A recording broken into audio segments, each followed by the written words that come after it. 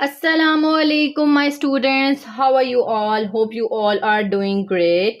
Students, what is the difference between clause and phrase?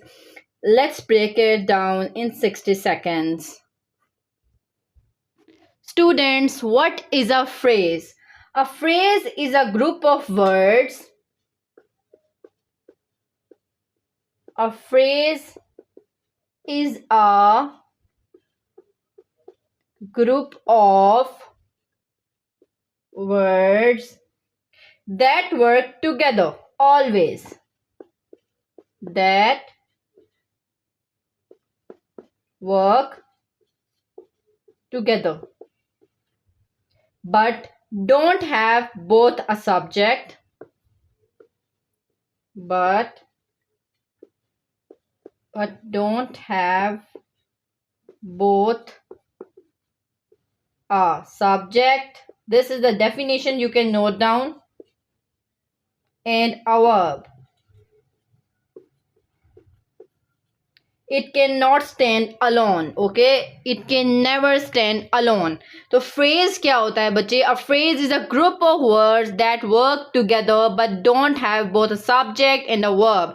It can never stand alone. Okay बच्चों, ये तो हमारे पास आ गया phrase की definition. You can note down.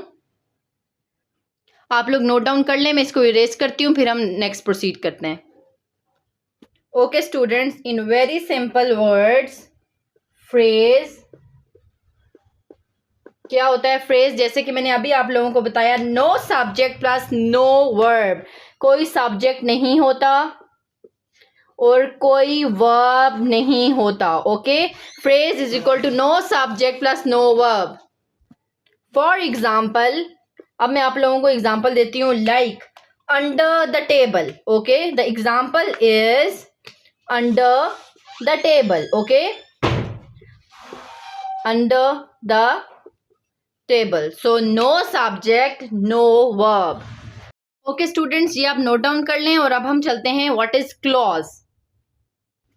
So students, a clause is a group of words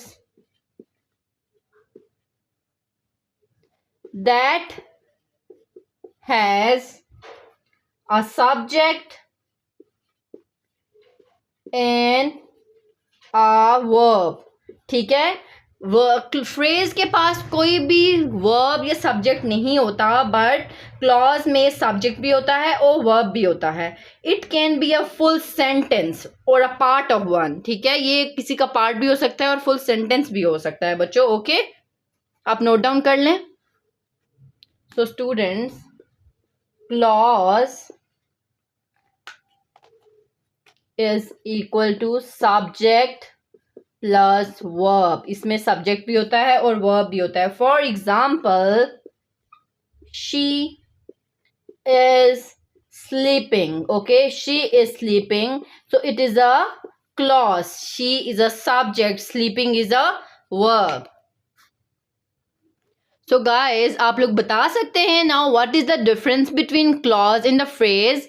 clause और phrase का अब आप एग्जैक्टली डिफरेंस बता सकते हैं कि क्लॉज और फ्रेज में क्या डिफरेंस होगा. ठीक है, क्लॉज में हमेशा हमारे पास एक सब्जेक्ट होता है, वर्ब होता है, जबकि फ्रेज में नहीं होता.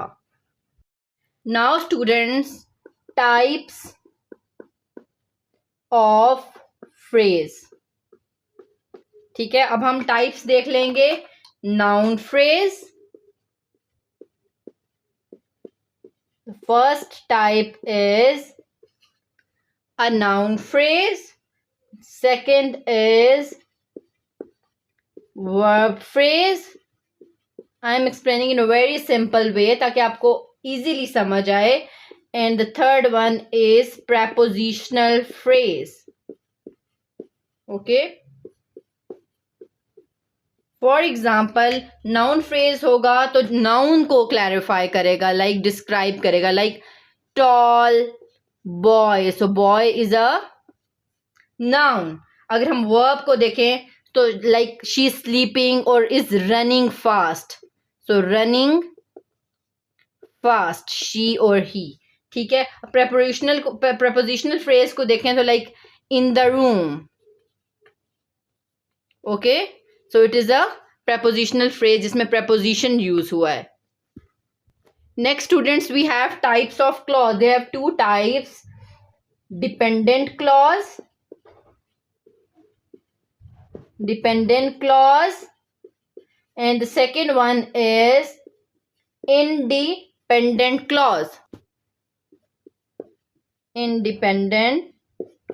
clause। ठीक है। अब now what is dependent clause and what is independent clause, ये हम अलग से वीडियो बनाएंगे।